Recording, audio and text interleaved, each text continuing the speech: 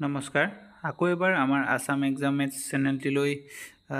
এডিআৰইৰ এক্সামৰ সলিউশ্যনৰ question এটা লৈ আহিছোঁ যিখিনি আমাৰ গেট 4 বাবে বহুত প্ৰয়োজনীয় হ'ব আৰু এই কুৱেশ্যনখিনি বহুত ইজি হয় এবাৰ কনচেপ্টটো ভালকৈ বুজি ল'লে আপোনালোকৰ বাবে এইখিনি একেবাৰে সহজ হৈ পৰিব তাকে আমি মেথছখিনিৰ সলিউশ্যন কৰিবলৈ চেষ্টা কৰোঁ আহক এতিয়া আমি কুৱেশ্যন চুজ কৰিম সেইটো ফাইণ্ড দিছে এইটো আপোনালোকে দেখিছে কি দিছে এইটো দিছে ইয়াত মানটো উলিয়াব দিছে আপোনালোকে দেখিছে চাগে এইটো বহুত টান হ'ব ইমান ৰুট অভাৰ আছে কি বা কিবি যোগ হৈ আছে ইমানকেইটা কিন্তু আপুনি এইটো চাব কিমান ইজি হয় একদম চিম্পল বস্তু কুৱেশ্যনটো মই পাতি থৈছোঁ এই তোমালোকে চাওকচোন বাৰু কি আছে ইয়াৰ ৰুট অভাৰ 2 ৰুট অভাৰ আছে 4 ৰুট অভাৰ আছে 6 ৰুট অভাৰ আছে 3 ৰুট অভাৰ মানে এই দুটা সেম আছে গতিকে হয়নে আৰু এইটো 1 2 আমি কমন ল'ব পাৰোঁ না চাওকচোন বাৰু তোমালোকে চাব 1 মই কৰিম এইটো 1 plus 1 plus 2 root over 2 plus 3 root over 3 এইটো যদি আমি 2 এটা কমন লওঁ গতিকে এইটো হ'ব 1 ৰ গোটে 1 হৈছেনে ইয়াৰ যদি 2 এটা কমন লওঁ তেন্তে এইটো হ'ব 3 ৰুট অভাৰ আকৌ ইয়াৰ যদি 2 এটা কমন লওঁ এইটো হ'ব 2 ৰুট অভাৰ সৰি এইটো 3 ৰুট অভাৰ 3 হ'ব দেই সৰি 3 অভাৰ 3 হ'ব 2 ৰুট অভাৰ 2 ব্ৰেকেট ক্লোজ কৰিলোঁ এইটো চাওকচোন এইটো একেইখানে 2 ৰুট অভাৰ এটা 3 ৰুট অভাৰ এটা এক ৰুট অভাৰ মাত্ৰ এইটো এই চাইডে আছে এইটো এই চাইডে আছে গতিকে আমি যদি এইটো যে কাটিয়ে দিওঁ গোটেইটো তেনে থাকিব 1 প্লাছ 1/2 হয়নে 1 প্লাছ 1/2 কৰি দিলে কি হ'ব এইটো চিম্পল কথা 2 ইয়াত তলত 2 আছে গতিকে ইয়াত আহিব 2 ইয়াত হ'ব 1 আৰু হ'ব 3/2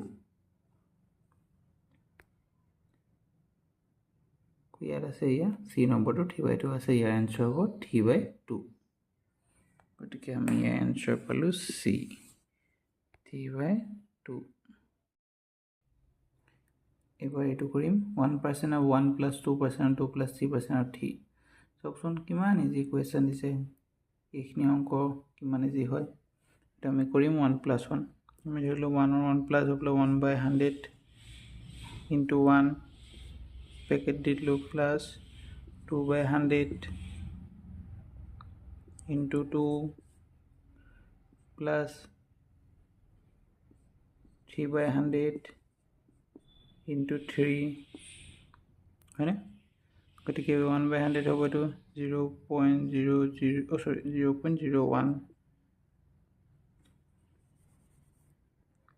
0.01 প্লাছ ইয়াৰ হ'ব 0.0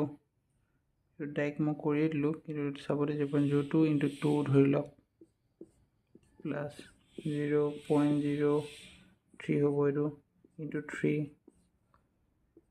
এইটো 0.01 প্লাছ কিমান হ'ব 0.04 ইয়াতে আছে প্লাছ 0.0 3 গুণ 9 কেনে হ'ব 14 0.14 গতিকে আমি কুৱেশ্যনত চাম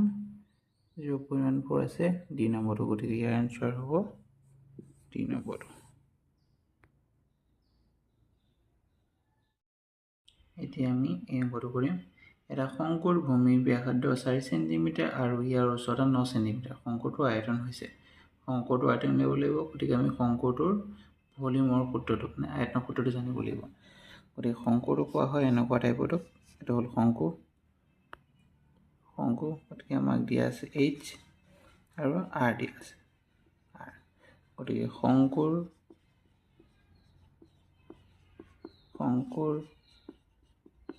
আয়তন ইকুৱেল 1/3 পাই আৰ স্কুৱেৰ এইচ আৰ মানে হাইট আৰ মানে ব্যাসাৰ্ধ আৰু দিয়া আছে আমাক আৰ ইকুৱেল 4 আৰু এইচ ইকুৱেল 9 গতিকে চিম্পল এইটো পাতি দিলে হৈ গ'ল 1/3 পাই আৰু আমি চাম কুৱেশ্যনত চালোঁ পাই মানটো আছে গতিকে পাই মানটো বহাই আমি নেই অংকটো টান কৰাৰ প্ৰয়োজন নাই গতিকে আৰ ঠাইত বহাই দিলোঁ 4 স্কুৱেৰ ইনটু 9 1/3 পাই 4 স্কোয়ার মানে হল 16 9 to 9 9 10 কারণ গ'ল 3 থাকিলে গতিকে 16 এটা পাই আৰু পাই ইনটু 3 16 5 মানে হল 7 48 48 পাই আৰু কুৱেশ্যন আমি চাম 48 পাইটো আছে বি গতিকে ইয়াত হ'ব বি এনসাৰ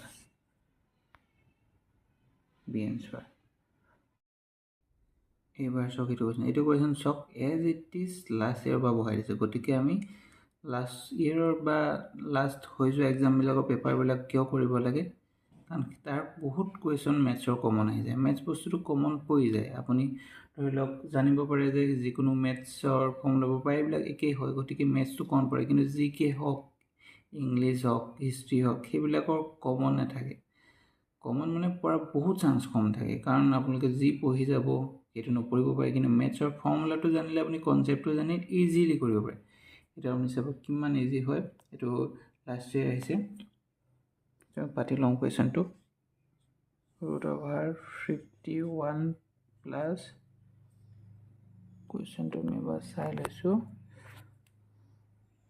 অলপ অসুবিধা হয় বেয়া নাপাব এবাৰ কুৱেশ্যনটো চাব লাগে এবাৰ এনচাৰটো কৰিব লাগে 42 প্লাছ √16 প্লাছ √9 গতিকে আমি এইটো কৰিম চাব এইটো √51টো ধৰিছোঁ এইটো হোল আছে ধৰি লওক প্লাছ 134 প্লাছ 3 আৰু 5 এইটো আমি √42 এটা আমি পাতিব পাৰোঁ √16 মানে 4 √9 মানে 3 গতিকে এইটো সমান হ'ব 47 হয়নে 49 হ'ব 49 গতিকে 49 মানে কিমান আমি ইয়াত 49 পাতি দিব পাৰোঁ ধৰি লওক আপুনি এইটো গম পালেই কেনেকৈ হ'ল 49 পাতিলোঁ এতিয়া √51 প্লাছ √134 প্লাছ 5 √49 মানে 7 গতিকে ইনটু 7 মানে হ'ল 35 গতিকে আমি ইয়াতে 35 পাতিব পাৰোঁ ইয়াতে পাতিয়ে দিওঁ গতিকে নালাগে থাকক এইটো বুজিবৰ কাৰণে লাগিব 7 = 35 গতিকে আমি √51 প্লাছ √134 প্লাছ 35 135 মানে হ'ল 134 প্লাছ 135 মানে 169 গতিকে আমি ইয়াত পাতিব পাৰোঁ √51 প্লাছ 169 মানে হ'ব 13 গতিকে আমি পাতিব পাৰোঁ √51 প্লাছ 30 তেতিয়া হ'ব ইয়াৰ মানে হ'ব মানে 64 গতিকে এতিয়া আমি পামগৈ √64 মানে হ'ব কিমান 8 গতিকে আমি এনচাৰটো চাম এনচাৰটো ইয়াত পাম 8C গতিকে ইয়াৰ এনচাৰ হ'ব C ইজি হয়নে এইটো চাব এইটো লাষ্ট ইয়েৰৰ এক্সাক্ট টাইপৰ কুৱেশ্যন আৰু এক্সাক্ট টাইপৰ কুৱেশ্যন বহুত আহে মেথছৰ গতিকে মেথছৰ সলিউশ্যনখিনি এবাৰ কৰি আপুনি মনত ৰখাটো বা আইডিয়াটো লোৱাটো বহুত প্ৰয়োজন হৈ পৰে এতিয়া আমি ইয়াৰ মেথছৰ সলিউশ্যনখিনি কৰিম এইটোৱে কৰিম এবাৰ ইয়াত দিছে if a/b is equal 4/3 then আমি লৈ 6a plus 2b 4a minus 2b ইয়াত ধেৰ ফৰ্মুলা থাকে কিন্তু আমি এক্সামৰ বাবে ইজি আপুনি a = 4 লৈ লওক b = 3 লৈ লওক চিম্পল আৰু একো কৰিব নালাগে আপুনি চাব 6 ইয়াত পাতি দিলোঁ 4 প্লাছ 2 পইণ্ট b ঠাইত পাতিলোঁ 3 আপুনি 4 এই ঠাইত পাতি দিলে 4 প্লাছ 2 b ঠাইত পাতিলে 3 চৰি এইটো মাইনাছ অংক সাৱধান হ'ব লাগে অলপ স্পীড কৰিলে দিগদাৰ নহ'ব চৰি এইটো চাব 24 প্লাছ 6 এইপিনে 4 গ'ল 16 মাইনাছ 6 এইটো 10 হৈ যাব 30 10 ইজুকেল হ'ব 3 গতিকে আমি এনচাৰত চাম 3 আছেনে আছে, এইটো হ'ল 3, গতিকে আমাৰ এনচাৰ হ'ব এ, এনচাৰ হ'ব এ। ইজি হয়নে? কিমান ইজি হয়, অংক বহুত ইজি হয় আপোনালোকে কৰিব জানিলে। এইবাৰ আমি এইটো কৰিম cos থিটা ইকুৱেল 5/13 যেনে ভেলু অফ সাইন থিটা। এইটো চাব দেই কিমান ইজি হয়, এইটো একদম ইজি বুলি ক'ব পাৰি আপুনি কৰিব পাৰিলে বা বুজি পালে গম পালে। এইটো কৰিম চাব, cos থিটা ইকুৱেল 5/13 এই আমি উলিয়াব লাগে সাইন থিটা, সাইন থিটা মান আমি উলিয়াব লাগে, সাইন থিটা মান আমি উলিয়াব লাগে। এতিয়া জ্যামিতিক সূত্ৰ যদি কৰিবলৈ যাওঁ আমি পাইথাগোৰাছৰ সূত্ৰৰ লগত বা তেনেকৈ আমি যদি কৰিব যাওঁ, এটা যদি সমকোণী ত্ৰিভুজ হয়, এইটো 90 ডিগ্ৰী হয়, যদি এইটো এ বুলি ধৰা, এইটো বি বুলি ধৰা, এইটো চি মানে এইটো কৰ্ণ হয় ধৰোঁ, তেতিয়া সাইন আৰু কছৰ মানবিলাক এনেকুৱা হয়, মানে সাইনৰ মানটো হয় সাইন থিটাৰ মানটো হয়, মানে যদি এইটো কোণৰ সাপেক্ষে যদি লওঁ,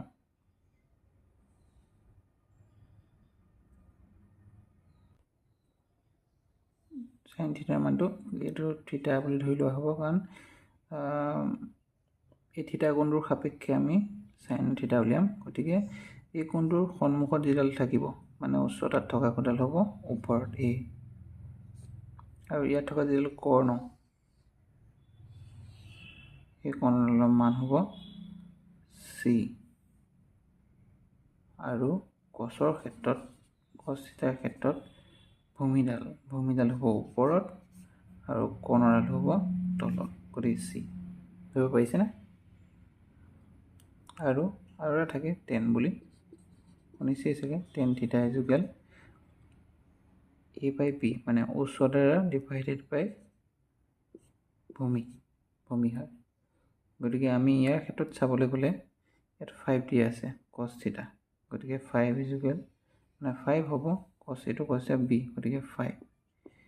আৰু দিয়া আছে 13, চিটো দিয়া আছে, চি ইকুৱেল হ'ব 13। আৰু আমি পাইথাগোৰাছৰ সূত্ৰ মতে জানো যে এইটো 5 হ'লে ইয়াত কেনেকৈ আমি ইয়াৰ মানটো উলিয়াব লাগিব।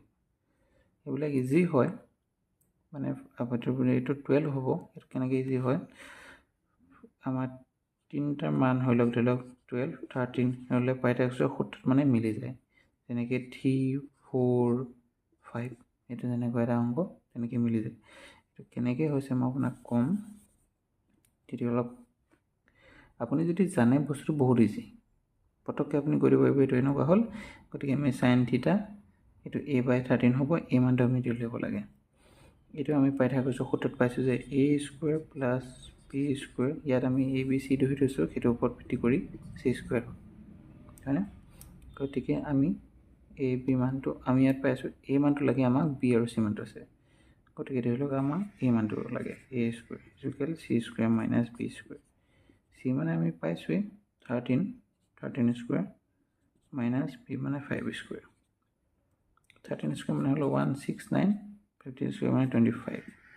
169 25 হ'ব, এটা মানে অংক কৰিব পাৰে 144 ওলাব, 144 হ'ব 12 স্কুৱেৰ,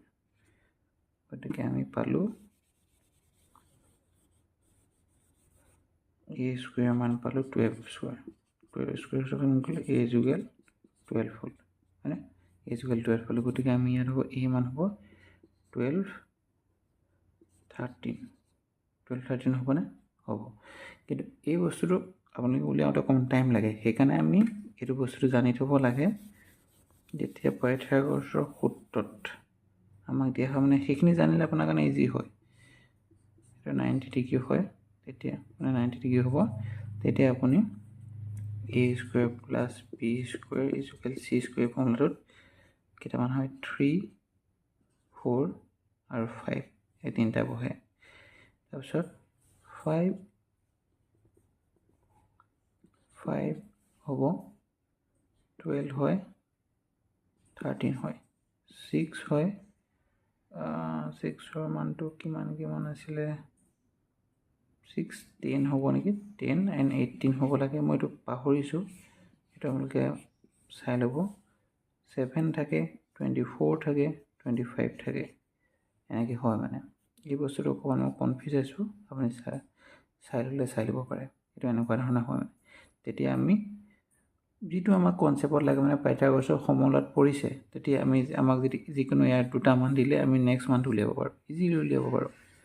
আপুনি ইয়াত পাইথাগোৰাছৰ সূত্ৰ বহাই ব্যৱহাৰ কৰি অংক উলিয়াই থাকোঁতে বহুত টাইম গুচি যাব গতিকে আমি এই বস্তুটো জানি ল'ব পাৰিলে এনেকৈ তিনিটা অংককেইটা জানি ল'ব পাৰিলে আপোনাৰ কাৰণে বহুত ইজি হয় মই যে আপোনাক অলপ আগত কৈছিলোঁ 6 10 18 বুলি এইটো ভুল হয় নহয় দেই 6 8 10 হয় আপুনি চাব পাৰে 6 square plus 8 square equal 10 square 36 plus 64 equal 100 হয়নে মই এইটো ভুল হৈছিলে বেয়া নাপাব ধন্যবাদ আমাৰ ভিডিঅ'টি সম্পূৰ্ণ চোৱাৰ বাবে যদি আমাৰ অংকবোৰ সলিউশ্যনবিলাক বুজি পাইছে সহজ পাইছে আপোনাৰ হেল্প হৈছে তেন্তে লাইক কৰিব যদি ভাল পাইছে সকলোৰে বাবে শ্বেয়াৰ কৰি দিব আৰু আমাৰ চেনেলটো আগবঢ়াই যাবৰ বাবে ছাবস্ক্ৰাইব কৰি দিব ধন্যবাদ